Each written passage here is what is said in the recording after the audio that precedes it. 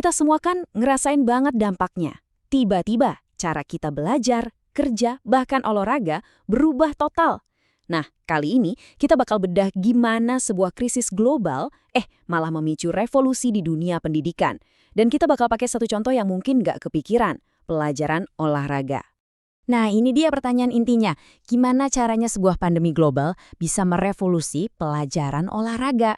Kedengarannya spesifik ya, tapi jawabannya ini bakal membawa kita jauh lebih dalam dari sekedar lapangan sekolah. Ini tentang jantung perubahan besar di dunia pendidikan itu sendiri. Ini dia nih tantangan terbesarnya. Bayangin aja lapangan sekolah, gimnasium, mendadak pindah ke layar laptop. Coba gimana caranya ngajarin lempar cakram atau lari estafet lewat Zoom. Mustahil kan? Jadi ini bukan cuma soal pindah tempat, tapi benar-benar merombak total cara kita mengajar. Oke, jadi apa sih yang sebenarnya terjadi? Dunia pendidikan itu kayak kena pukulan ganda atau disrupsi ganda. Pertama, jelas, pandemi. Guncangan yang datang tiba-tiba. Tapi yang kedua, ini yang lebih besar. Revolusi teknologi yang sebenarnya udah lama banget berjalan di belakang layar. Yuk, kita bedah satu-satu. Nah, sekarang kita lihat dampak nyatanya di lapangan. Apa aja sih tekanan yang dirasain sama siswa dan juga sekolah akibat disrupsi ganda ini? Dampaknya tuh berlapis-lapis dan beneran kerasa. Pertama, soal kesehatan mental siswa. Ini kena banget kan?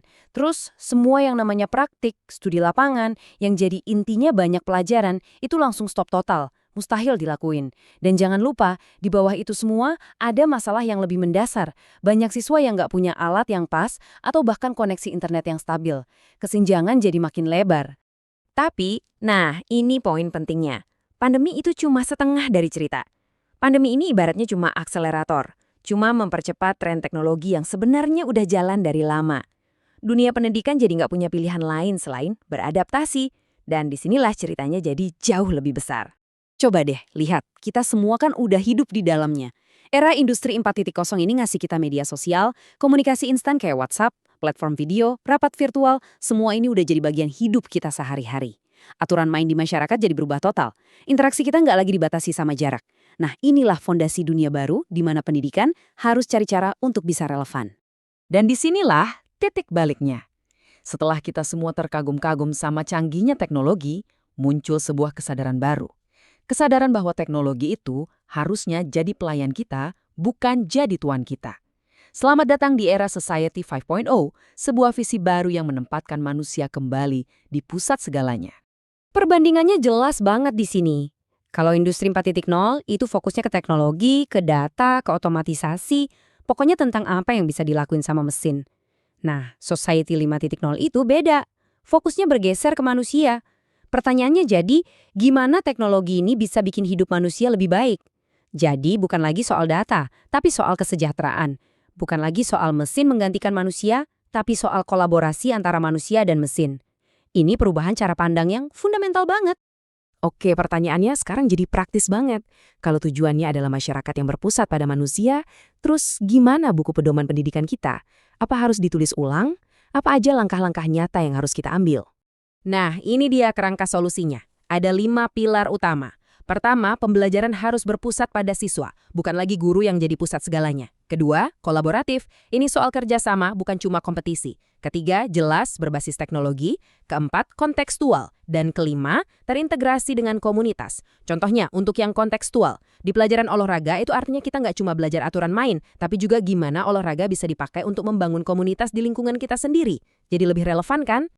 Terus, apa sih sebenarnya pembelajaran inovatif itu? Definisi ini menurut saya pas banget.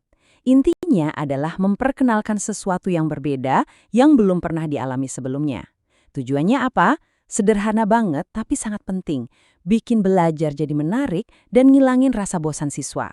Jadi inovasi di sini artinya ya menciptakan pengalaman belajar yang seru dan baru.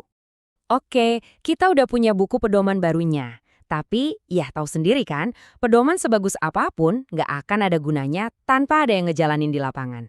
Disinilah peran guru abad ke-21 jadi super krusial.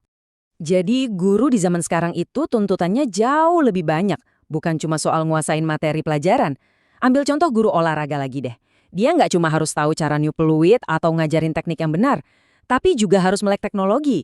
Mungkin harus bisa pakai aplikasi kebugaran, bisa baca data performa siswa dari aplikasi itu, dan bahkan bisa menginspirasi gaya hidup sehat lewat media sosial.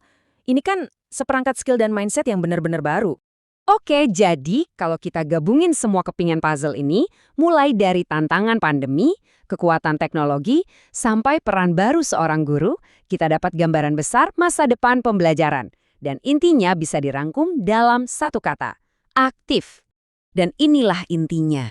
Tujuannya adalah mengubah ruang kelas. Dari yang tadinya siswa cuma jadi penonton pasif, duduk, diam, dengerin, menjadi partisipan yang aktif. Jadi pergeserannya itu dari model tradisional di mana siswa cuma menerima informasi ke sebuah pengalaman belajar di mana mereka ikut terlibat, kerja bareng, dan pakai teknologi sebagai alat bantu untuk berkarya dan memahami sesuatu. Dan kita tutup dengan pertanyaan reflektif ini. Ruang kelasnya sudah berubah, aturan mainnya sudah baru. Pertanyaan terbesarnya sekarang, apakah para pendidik kita siap? Dan mungkin pertanyaan yang lebih penting lagi, bagaimana kita semua, sebagai bagian dari masyarakat, bisa ikut membantu mereka agar siap menghadapi masa depan ini?